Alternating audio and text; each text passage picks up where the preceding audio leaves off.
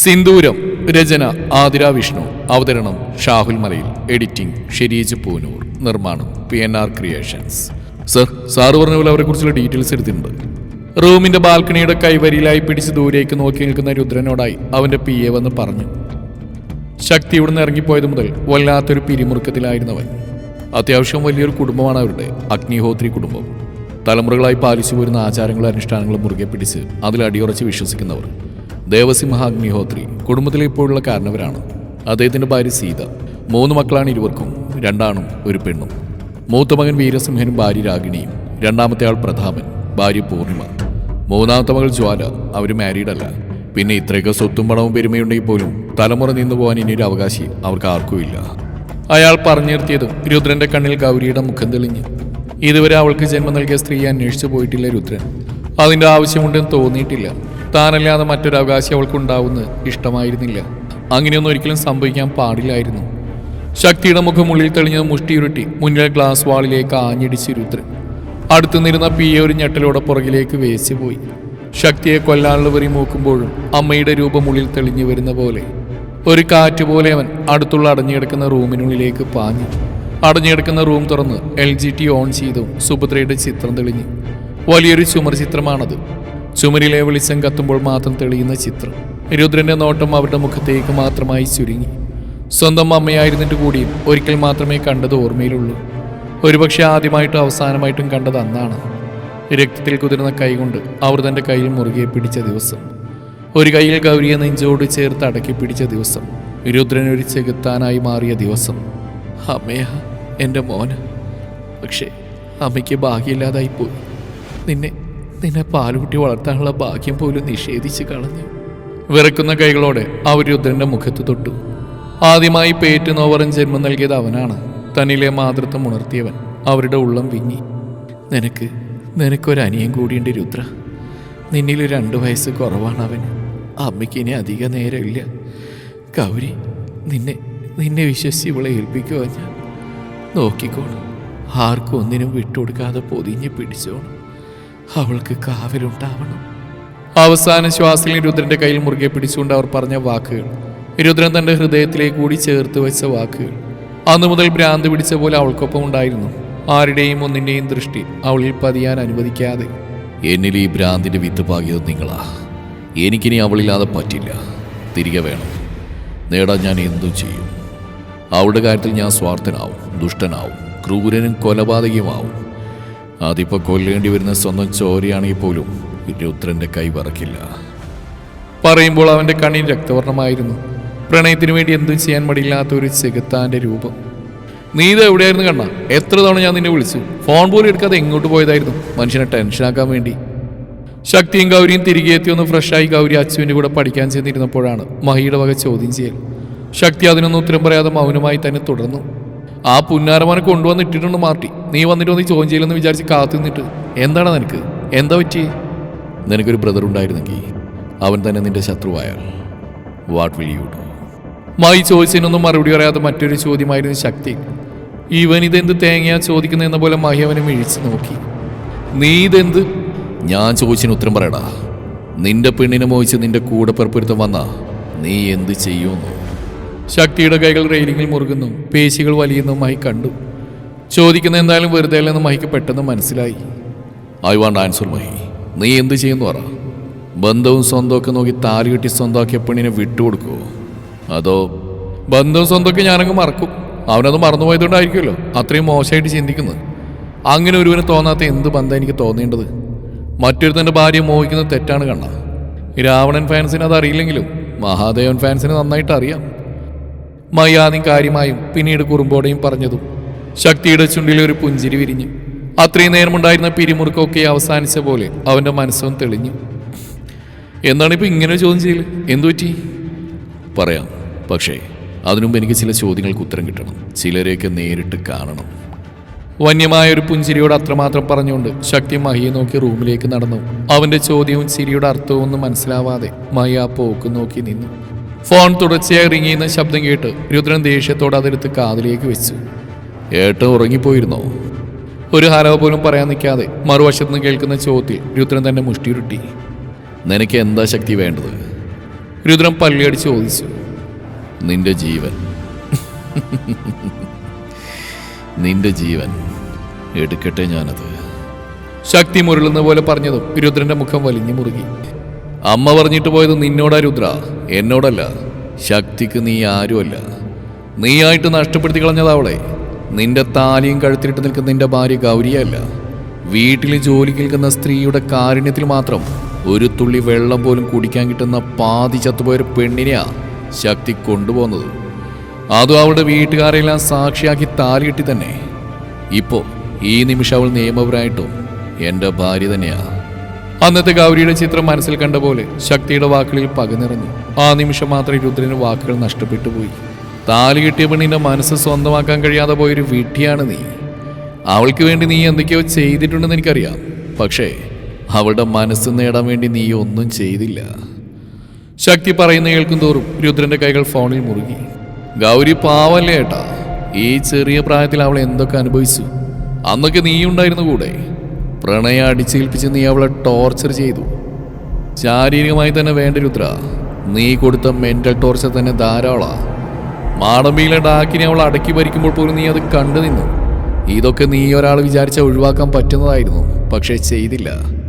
പിന്നെ അതുകൊണ്ടാണല്ലോ എനിക്കവളെ കിട്ടിയത്. ശക്തിയുടെ ചുണ്ടിലൊരു പുഞ്ചിരി വിരിഞ്ഞു.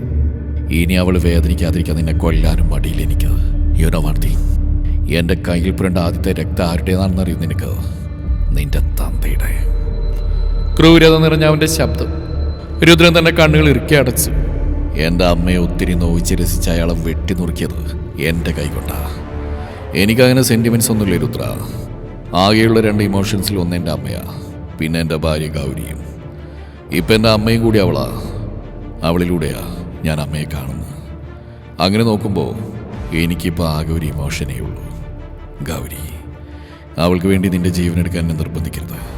ഞാനത് ചെയ്യും. കൊന്നുവരി തീരാത്തൊരു സൈക്കോയുടെ വാക്കുകളായിരുന്നവ. മെഡിക്കൽ ഫീൽഡ് വിട്ട് ഞാൻ ഈ പണിക്കിറങ്ങിയത് എന്താണെന്നറിയോ? ഒരു ഡോക്ടർ ക്രിമിനലാവുന്ന എൻ്റെ എത്തിക്സിന് ചേർന്നല്ലാത്തതുകൊണ്ട് മാത്രം. നീ ഒരു സൈക്കോ ആണെന്ന് എനിക്ക് ആദ്യ കാഴ്ചയിൽ തന്നെ മനസ്സിലായതാണ് ശക്തി. ഫോണിൽ കൂടി കേൾക്കുന്ന പരിഹസിക്കുന്ന പോലെയുള്ള രുദ്രന്റെ ശബ്ദം. ഗൗരി വിചാരിക്കുന്നത് നീ അവൾക്ക് വേണ്ടി ചുറ്റുമുള്ള എല്ലാത്തിനെയും ചേർത്ത് പിടിക്കുന്നു എന്നാ, അവൾക്ക് പ്രിയമുള്ളതിനെല്ലാം കരുതുന്നു എന്നാ. പക്ഷേ ബ്ലഡിൻ്റെ ഗുണമാണെന്ന് തോന്നുന്നു. നിന്റെ പ്രവൃത്തിയിൽ എനിക്ക് മറ്റു പലതുമാണ് കാണാൻ കഴിയുന്നത്. രുദ്രന്റെ ചുണ്ടിൽ വല്ലാത്തൊരു പുഞ്ചിരി വിരിഞ്ഞു. അതേ ചിരി അതുപോലെ തന്നെ ശക്തിയിലും ഉണ്ടായിരുന്നു. ഞാൻ ചെയ്ത അതേ പ്ലാൻ തന്നെയാണ് നീ അച്ചുവിനെയും ഗൗരിയെയും തമ്മിൽ അകറ്റാൻ ചെയ്ത്. പക്ഷേ ഞാൻ അതിലൊരല്പ അശ്രദ്ധയും തിടുക്കവും കാണിച്ചപ്പോൾ നീ അത് പെർഫെക്റ്റായിട്ട് പ്ലാൻ ചെയ്തു, എക്സിക്യൂട്ട് ചെയ്തു. ഒപ്പം നിന്റെ കസിൻ അവളോടുള്ള പ്രണയം നിനക്ക് ബോണസായി. ഇപ്പം അച്ചുവിനൊരു ഷെൽട്ടറുണ്ട്, മഹാദേവൻ. നീ അവൾക്കൊരു ജീവിതം ഉണ്ടാക്കി കൊടുത്തു. ആ ജീവിതത്തിൽ അവളെ ബിസിയാക്കി. അച്ചുവിനെ കുറിച്ചുള്ള ആദ്യ പോലും ഗൗരിയിൽ നിന്ന് എടുത്തു കളഞ്ഞു.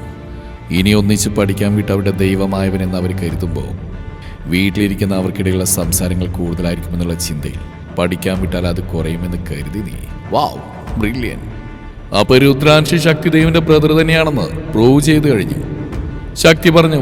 രുദ്രൻ അത് ശരിവെക്കും പോലെ ചിരിച്ചു. നീ ഒരു സൈക്കോ ആണ് ശക്തി. ഞാൻ ആ സൈക്കോയുടെ ചേട്ടനും. നമുക്ക് നോക്കാം എന്ത് സംഭവിക്കുമെന്ന്. ഗൗരിയെ എങ്ങനെ എൻ്റെ വരിയിൽ നിർത്തണമെന്ന് എനിക്ക് നന്നായിട്ടറിയാം. പ്രിയപ്പെട്ടവരൊന്നും വേദനിക്കാതിരിക്കാൻ അവിടെ എന്തു ചെയ്യും? വല്ലാത്തൊരു ചിരിയോടെ പറഞ്ഞുകൊണ്ട് രുദ്രൻ കോള് കട്ട് ചെയ്തു. അവൻ പറഞ്ഞതിൻ്റെ അർത്ഥം മനസ്സിലായതുപോലെ ശക്തി മുഷ്ടിയുരുട്ടി റെയിലിങ്ങിലേക്ക് ആഞ്ഞിടിക്കാൻ ഒരുങ്ങിയതും പുറകിലൂടെ അവളെ കൈകൾ അവനെ ചുറ്റി വരിഞ്ഞ് അവൻ്റെ പുറത്തായി മുഖം അമർത്തി വെച്ചത് ഒരുമിച്ചായിരുന്നു. മുറുകിയിരുന്ന ശക്തിയുടെ കൈകൾ പതിയെ താഴ്ന്നു. പഠിച്ചു കഴിഞ്ഞോ നീ? എൻ്റെ കൂടെ നിൽക്കണം. എന്തു വന്നാലും എന്നെ വിട്ട് പോവരുത്. അവൻ്റെ ശബ്ദം ഒന്നുകൂടി കടുത്തു. ഗൗരിക്ക് ചിരി വന്നു പോയി. ഒരു ദിവസം 100 തവണ പറയും അവൻ. പറയുന്ന അവനും കേൾക്കുന്ന തനിക്ക് ഒരിക്കലും മടുക്കാത്ത വാക്കുകൾ. കേട്ടോടി പറഞ്ഞു. ആ ശബ്ദം ഉയർന്നു പോയതും അവളിലൊരു വിറയൽ പടർന്നു. അടുത്ത നിമിഷം അവളെ വലിച്ച് മുന്നിലേക്ക് നിർത്തി ഇറുകെ പുണർന്ന് ശക്തി. എല്ല് നുറുങ്ങുന്ന പോലൊരു പിടുത്തം. എനിക്ക് നോവുന്നുണ്ട്. വിട്ടാൽ എനിക്ക് ഭ്രാന്ത് പിടിക്കും. ഗൗരി പിന്നെ ഒന്നും പറഞ്ഞില്ല. ആ കൈക്കുള്ളിൽ തന്നെ ഒതുങ്ങി നിന്നു. അവൻ്റെ ചിന്തകളൊന്നും അവൾക്ക് പഠിക്കാനായില്ല. എന്നാൽ അവ എത്രത്തോളം അവനെ സങ്കീർണമാക്കുന്നുണ്ടെന്ന് ഊഹിക്കാം. അവ ഇങ്ങനെയൊക്കെ തനിക്ക് കൂടി പകുത്തു തരുന്നതിൽ അവൾക്ക് സന്തോഷം മാത്രമേ ഉള്ളൂ. ഈ ഭ്രാന്തൻ പ്രണയിക്കുന്ന ഇങ്ങനെയൊക്കെയാണ് ഓർക്കവേ അവളൊരു ചിരിയോടെ ഒന്നുകൂടി അവനിലേക്ക് കൂട്ടി. രണ്ട് കൈകളും പുറകിലേക്ക് ഹാൻഡ് കഫ് ഇട്ട് ലോക്ക് ചെയ്ത് നിലത്ത് ചവിട്ടി കൂട്ടിയിട്ടിരിക്കുന്ന അജുവിന്റെ മുമ്പിലായി ചെയറിൽ ഇരുന്നുകൊണ്ട് ശക്തി അവനെ സൂക്ഷിച്ച് നോക്കി. സ്വന്തമായി എഴുന്നേറ്റ് നിൽക്കാനുള്ള ശക്തി പോലും അവനില്ല. രുദ്രൻ കൊടുത്ത പണിഷ്മെന്റിന് പുറമെ മാർട്ടിന്റെ വക കൂടിയായതും പാതി ചത്തതുപോലെയായിരുന്നു. പിറ്റേന്ന് കാലത്ത് തന്നെ മയ്യയും കൂട്ടി അജുവിനെ കാണാൻ എത്തിയതാണ് ശക്തി. ഗൗരിയെ അജുവിനെയും കോളേജിലേക്ക് വിടാൻ ഡ്രൈവറെ പറഞ്ഞ് ഏൽപ്പിക്കുകയും ചെയ്തു. ഇതിൽ എനിക്കിനി കൈവെക്കാൻ ഒരിടം പോലും ഇല്ലല്ലോ അർജുൻ. ക്രൂരമായ പുഞ്ചിരിയോടെ പറയുന്നവനെ അജു അങ്ങേയറ്റം പേടിയോടെ നോക്കി. ആ സാറില്ല, എനിക്കെന്തായാലും അർജുൻ്റെ അടുത്തുനിന്ന് 1-2 കാര്യം അറിയണം, അത്രയേ ഉള്ളൂ. ചിലതൊക്കെ ഞാൻ ഊഹിച്ചിട്ടുണ്ട്, പക്ഷേ എത്ര ആലോചിച്ചിട്ടും കണക്റ്റ് ആവാത്തൊരു ലിങ്കുണ്ട്. അത് പറഞ്ഞാൽ അർജുൻ്റെ എല്ലാ വേദനയും ഇവൻ അവസാനിപ്പിച്ചു തരും. ആളൊരു ഡോക്ടറാ, മഹാദേവൻ, മൈ ബ്രദർ. അടുത്ത് നിൽക്കുന്ന മഹിയെ കൂടി പരിചയപ്പെടുത്തിക്കൊണ്ട് ശക്തി പറഞ്ഞതും മഹിയുടെ കണ്ണുകൾ ക്രൂരമായി തിളങ്ങി. അച്ചു അനുഭവിച്ചതിനൊക്കെയും കാരണക്കാരനായവനാണ് മുന്നിൽ. എനിക്കറിയേണ്ട ആദ്യത്തെ കാര്യം, ഗൗരിയുടെ അമ്മ ഗീത ആവശ്യപ്പെട്ട പ്രകാരമാണ് താൻ മഹേഷിനെയും കൂട്ടുകാരെയും കൊണ്ട് രാഗിയെ ഉപദ്രവിപ്പിച്ചത്. അത് രുദ്രനെ ഗൗരി എന്നേക്കുമായി വെറുക്കാൻ വേണ്ടി. എന്തിനായിരുന്നു അത്? സ്വന്തം മകളുടെ ജീവിതത്തിൽ മനഃപൂർവ്വം പ്രശ്നങ്ങളുണ്ടാക്കാൻ ആ സ്ത്രീ എന്തിനായിരുന്നു ശ്രമിച്ചത്? അവർക്ക് ഗൗരിയുള്ള ദേഷ്യം എന്തിനായിരുന്നു? അവർ പറഞ്ഞതും അതനുസരിക്കാൻ മാത്രം അർജുൻ അവരായിട്ടുള്ള ബന്ധം എന്താണ്? ഒന്നിനു പുറകെ ഒന്നായി ശക്തി അവനോട് തന്റെ ചോദ്യങ്ങൾ ആവർത്തിച്ചു. ഓരോ ചോദ്യത്തിൽ അവന്റെ മുഖം വിളർന്നു പതറുന്നു ശക്തിയും മഹിയും വ്യക്തമായി തന്നെ കണ്ടു. എല്ലാത്തിനും വേഗത്തിൽ ഉത്തരം പറഞ്ഞാൽ അർജുന് നല്ലത്. അതല്ല, ഇനി മാർട്ടിൻ ചോദിച്ച പോലെ ഞാനും ചോദിക്കണം എന്നാണെങ്കിൽ. കൈകൾ സ്ട്രെച്ച് ചെയ്ത് എഴുന്നേൽക്കാൻ ആഞ്ഞുകൊണ്ട് ശക്തി പറഞ്ഞതും അജു ഒന്ന് ഞെരങ്ങിക്കൊണ്ട് വേണ്ടെന്ന് പറഞ്ഞു. ഇനിയും വേദന സഹിക്കാനുള്ള ശേഷി തന്റെ ശരീരത്തിനില്ലെന്ന് അവന് നന്നായിട്ട് അറിയാം. എല്ലിൽ നുറുങ്ങുന്ന പോലൊരു വേദനയാണ്. പറ്റിയ മുറിവിൽ നിന്നൊക്കെ രക്തം വാർന്നു പോയിട്ടുണ്ട്. ഇനി തനിക്ക് അധികം ആയുസില്ലെന്നുള്ള ബോധം അവനുണ്ട്. ശരി, അപ്പോൾ പറഞ്ഞു തുടങ്ങിക്കോ. പെട്ടെന്ന് പറഞ്ഞാൽ അത്രയും നല്ലത്. ഗൗരിക്ക് നല്ലൊരു ജീവിതം ഉണ്ടാവരുതെന്നായിരുന്നു ചെറിയമ്മയുടെ ആഗ്രഹം. ശക്തിയുടെ ശബ്ദം കടുത്തുടങ്ങിയതും അജു വേഗം പറഞ്ഞു തുടങ്ങി. മറ്റാർക്കും അറിയില്ലെങ്കിലും അവൾ വേദനിക്കുന്ന കണ്ട് സന്തോഷിക്കാനായിരുന്നു അവർക്ക് എപ്പോഴും ഇഷ്ടം. 18 മുമ്പേ ദേവൻ എന്ന് പറയുന്ന ആളുടെ ആലോചനയായിട്ട് അവർ അച്ഛമ്മയെ വന്ന് കണ്ടതുപോലും അവളിനി ഒരിക്കലും പഠിക്കാതിരിക്കാൻ വേണ്ടിയാ. അവൾ ആഗ്രഹിക്കുന്ന ഒരു കാര്യം നടക്കാതിരിക്കാൻ വേണ്ടി. അജു എണ്ണിപ്പെറുക്കി വേദനയോടെയാണെങ്കിലും പറഞ്ഞു തുടങ്ങിയതും ശക്തിയുടെ കണ്ണുകളൊന്നും മുറുകി. ശക്തി ആളെ മനസ്സിലാവാത്ത പോലെ മുഖം ചുളിച്ചു. ചെറിയമ്മയുടെ സുഹൃത്തിൻ്റെ മകനാണെന്നും വലിയ തറവാട്ടുകാരാണെന്നൊക്കെയാ അച്ഛമ്മയുടെ അടുത്ത് പറഞ്ഞ് അവർ പരിചയപ്പെടുത്തിയത്. പക്ഷെ അങ്ങനെയല്ല, അയാളൊരു മാഫിയ ഗ്യാങ്ങിൻ്റെ ഭാഗമായിരുന്നു. സ്മഗ്ലിങ്ങിന് പുറമെ ഓർഗൻ ട്രാഫിക്കിംഗ്, പെൺകുട്ടികളെ കടത്തൽ തുടങ്ങി ഒത്തിരി ക്രിമിനൽ ആക്ടിവിറ്റീസ് ചെയ്യുന്ന ഗ്യാങ്ങിൻ്റെ വെറുമൊരു കണ്ണി. അന്ന് കുടുംബാണെന്ന് പറഞ്ഞു വന്ന സ്ത്രീകളൊക്കെ അയാളുടെ ചതിയിലും മറ്റും പെട്ടുപോയവരാ. അജു പറയുന്നൊക്കെയും കേൾക്കെ മയൊരു ഞെട്ടലോടെ ശക്തിയെ നോക്കി. ശക്തിയുടെ കണ്ണുകൾ അപ്പോഴും അജുവിൽ തന്നെയാണ്. ഗൗരി അവൻ എന്തിനായിരുന്നു? വെർജിനായിട്ടുള്ള പെൺകുട്ടികൾക്ക് വിദേശത്തും മറ്റു വലിയ ഡിമാൻഡാണ്.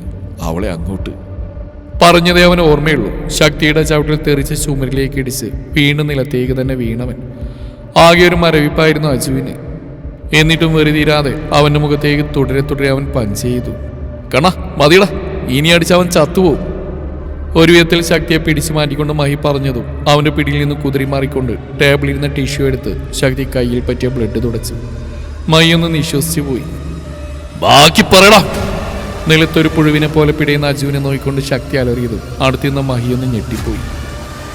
തുടരും ഈ കഥയുടെ ബാക്കി ഭാഗം നാളെ ഇതേ സമയം.